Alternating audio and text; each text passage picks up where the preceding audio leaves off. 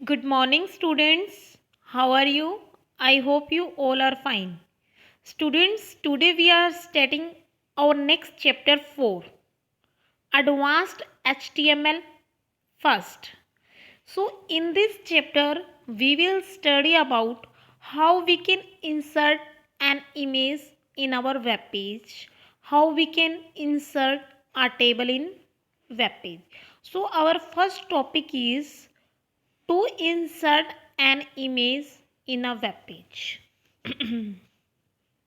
So students, HTML hypertext markup language is a standard markup language that is designed to develop web pages. देखिए HTML एक markup language है जो web pages को develop करने के लिए डिज़ाइन की गई है। तो इस टॉपिक में हम क्या स्टडी करेंगे कि हम एक वेब पेज में इमेज को कैसे इंसर्ट कर सकते हैं।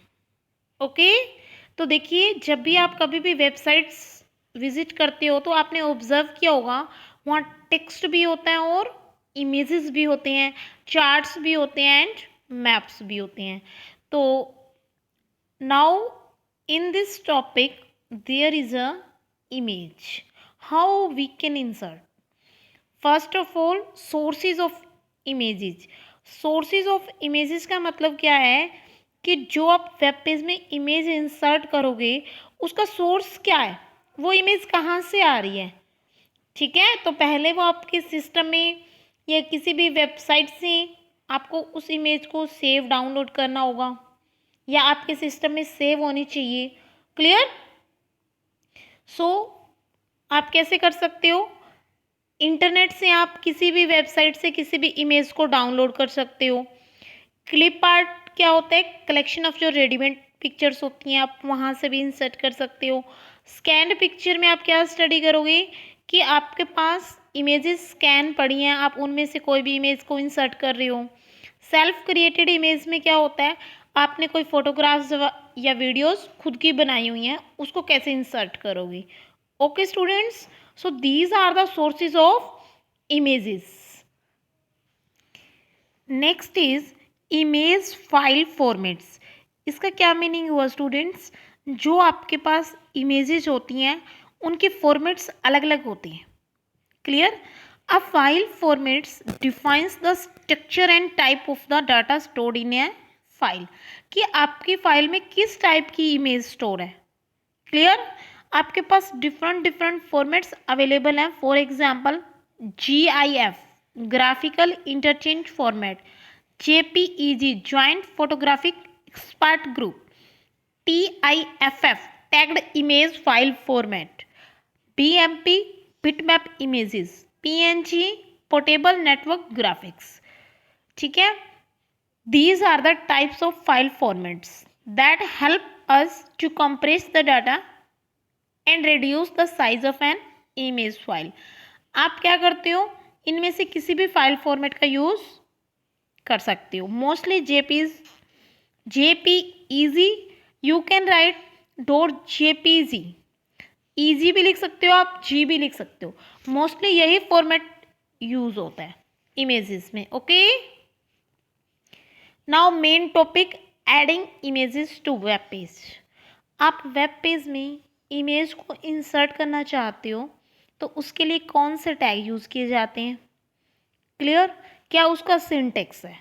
तो देखिए आप इमेज को 2 वेज में इंसर्ट कर सकते हो, बैकग्राउंड में भी और फोरग्राउंड में भी। बैकग्राउंड में तो आपके बिल्कुल बैकग्राउंड में पिक्चर ऐड होगी और फोरग्राउंड में बिल्कुल आपके फोरग्राउंड पे। तो देखिए अगर आप फोरग्राउंड में ऐड करना चाहते हो तो उसके लिए हम SRC एट्रीब्यूट यूज़ करते हैं विद द IMG। क्लियर? एक टैग होता है IMG, आपने लिखा IMG टैग, इसका एट्रीब्यूट होती है सोर्स। इमेज का attribute source is equal to URL। URL mean uniform resource locator. आपने इमेज टैग को स्टार्ट किया, उसका सोर्स एट्रीब्यूट दिया, सोर्स एट्रीब्यूट देते ही आपने उसका URL दिया, मतलब एड्रेस दिया उस इमेज का कि आपकी इमेज कहाँ पे स्टोर है। Okay, now adding an image in the background. आप बैकग्राउंड में एक इमेज को इंसर्ट करना चाहते हो तो कैसे करोगे? Very easy. आप बॉडी टैग जो मोस्टली यूज़ करते हैं, तो बॉडी टैग का एक एट्रीब्यूट होता है background, that we earlier studied in our class. Background is equal to picture name and location. इसका मतलब आपकी जो पिक्चर नेम है या लोकेशन है आपको वो देना है बैकग्राउंड की वैल्यू, ठीक है। आफ्टर दैट बैकग्राउंड में देखो, जैसे ही आपने उसका यूआरएल दिया, so students in this example first HTML head title, after that body. आपने बॉडी के बाद क्या लिखा? Background is equal to inflatable board dot JPG। देखिए बॉडी एट्रीब्यूट बॉडी टैग का बैकग्राउंड एक एट्रीब्यूट है जिसमें आपने अपनी इमेज का URL दे दिया, एड्रेस दे दिया। अब क्या होगा? बैकग्राउंड में ये वाली इमेज इंसर्ट हो जाएगी। इसके बाद आपने कुछ कोड हेडिंग दिया, फिर आपने फ़ॉन्ट चेंज किया, पैराग्राफ ये सभी हैं। तो देखिए आउटपुट में क्या होता है, आपने जो भी हेडिंग दिया था, ठीक है, और इसके बैकग्राउंड में ये वाली इमेज इंसर्ट होगी, this one.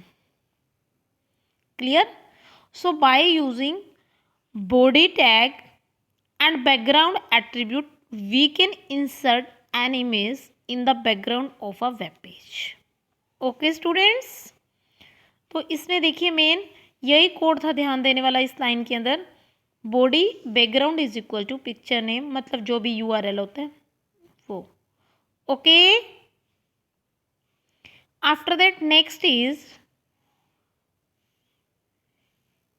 Adding an image in foreground.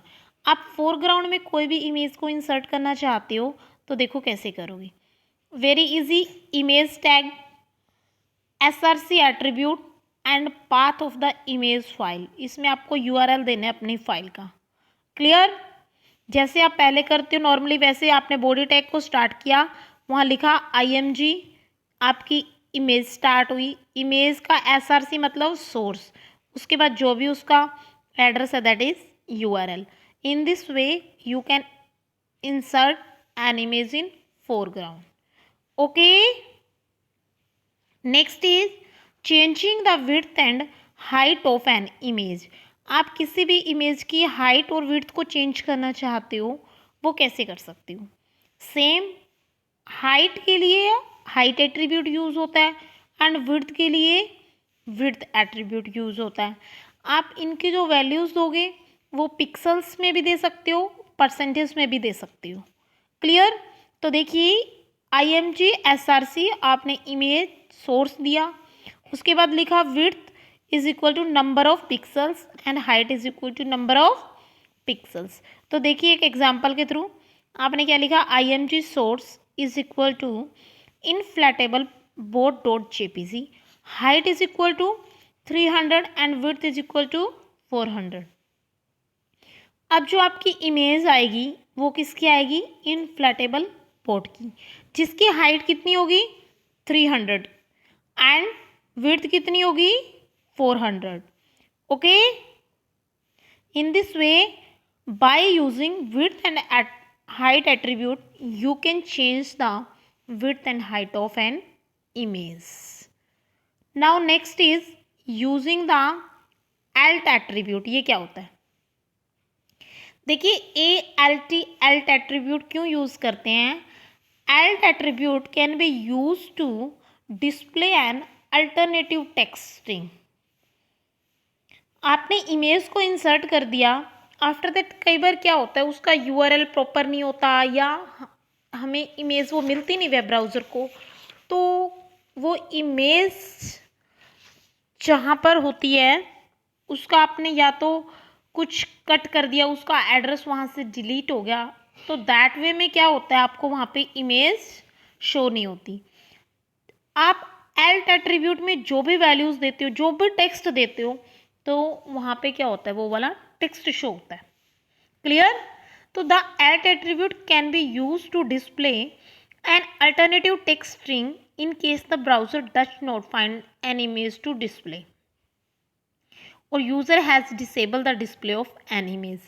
मतलब आपका ब्राउजर उस इमेज को ड्यू टू एनी प्रॉब्लम क्या हो रहा है? शो नहीं कर पा रहा। तो जो आप alt एट्रीब्यूट में टेक्स्ट दोगे तो वहाँ पर वो टेक्स्ट शो होगा। क्लियर। तो देखिए हम कैसे यूज़ करते हैं। इमेज सोर्स, आपने जो भी उसका यूआरएल दिया, height 150, width 200, alt is equal to alternative text. जैसे ही आपने ये वाला कोडिंग किया तो आपके पास देखो आउटपुट कैसे आएगी। इमेज सोर्स आपने लिखा happy Holi dot JPG, height is equal to 150, width is equal to 250, align is equal to right. देखिए अलाइन एट्रीब्यूट किस लिए यूज किया जाता है? It is use to set the position of an image. आपकी image की पोजीशन कहाँ पर हो, लेफ्ट में, सेंटर में, राइट में। आफ्टर दैट आपने राइट किया alt is equal to the image is currently unavailable for display. अब जो आपने एल्ट में जो भी टेक्स्ट दिया है, अगर आपकी इमेज शो नहीं होती तो ये टेक्स्ट आपको शो होगा। ठीक है, तो देखिए यहाँ पर Holi the festival of colours में आपको क्या शो हुआ है, the image is currently unavailable for display. ये किसकी वैल्यू थी, एल्ट टैग की। आपको यहाँ पे इमेज शो नहीं हुई, बट ये जो भी आपने टेक्स्ट दिया था वो टेक्स्ट शो हुआ। Okay, so students, this was completely topic of how we can insert an image in a web page, how can we use different attributes of an image. Okay, so do it practical. Thank you class.